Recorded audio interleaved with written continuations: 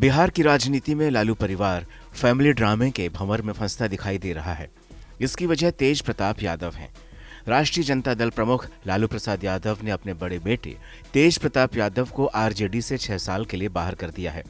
ये फैसला उस वक्त आया जब तेज प्रताप के फेसबुक अकाउंट से एक महिला के साथ उनकी फोटो पोस्ट हुई, जिस पर लिखा था कि वो 12 साल से उस महिला के साथ रिश्ते में है।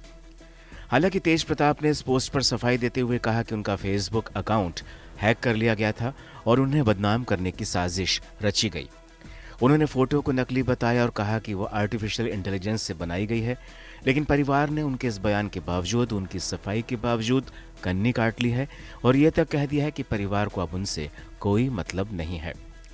इस पूरे मामले ने दरअसल तेज प्रताप की पत्नी और लालू परिवार की बहू ऐश्वर्या को लेकर एक नई बहस छेड़ दी है। दरअसल तेज प्रताप के अकाउंट से जिस तरह से ये पोस्ट लिखी गई कि तेज प्रताप यादव के एक लड़की के साथ 12 साल से रिश्ते हैं, तो फिर उनकी पत्नी ऐश्वर्या को लेकर सहानुभूति की लहर न सिर्फ बिहार बल्कि सोशल मीडिया पर भी चल निकली।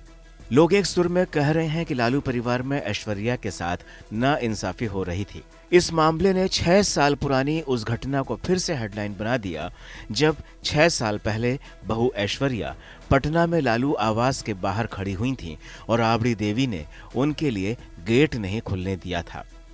वो पहला मौका था जब लालू परिवार का घर का मामला सड़कों पर आ चुका था।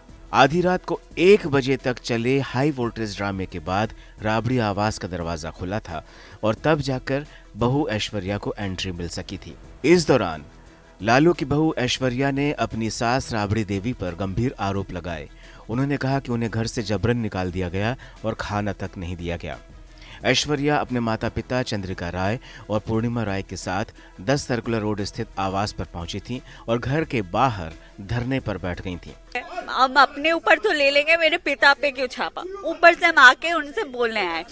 उसी समय उन्होंने गार्ड्स बुलाया है, मुझे मारा है, उसके बाद बाहर निकाल दिया है। मेरा फोन था जिसमें एविडेंस है वो भी छीन लिया और उसके बाद मुझे मारा है। उसके बाद ये सारा बॉडीगार्ड सब देखते रहता है। किसने मारा?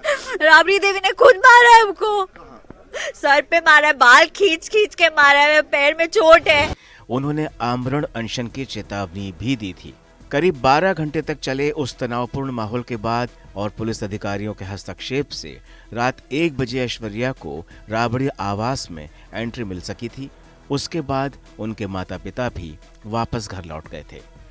लेकिन इस पूरे विवाद ने न सिर्फ यादव परिवार की आपसी खटास को सामने उजागर कर दिया, बल्कि इससे आरजेडी की छवि पर भी असर पड़ा। तेज प्रताप यादव पहले ही ऐश्वर्या के खिलाफ तलाक का मुकदमा दायर कर चुके हैं, जो कि कोर्ट में लंबित है। लेकिन ऐश्वर्या का कहना है कि जब तक तलाक का फैसला नहीं हो जाता, वो ससुराल में रहने का हक रखती हैं, वो तलाक नहीं चाहती हैं। अब तेज प्रताप को लेकर जिस तरह से ये मामला सामने आया है, उससे खुद तेज प्रताप की मुश्किलें और भी बढ़ सकती हैं, क्योंकि अगर ऐश्वर्या चाहें तो तेज प्रताप को कानून के दायरे में लाया जा सकता है, क्योंकि पहली पत्नी से बिना तलाक लिए दूसरी महिला के साथ रिलेशनशिप में रहने से कानून का शिकंजा कस सकता है।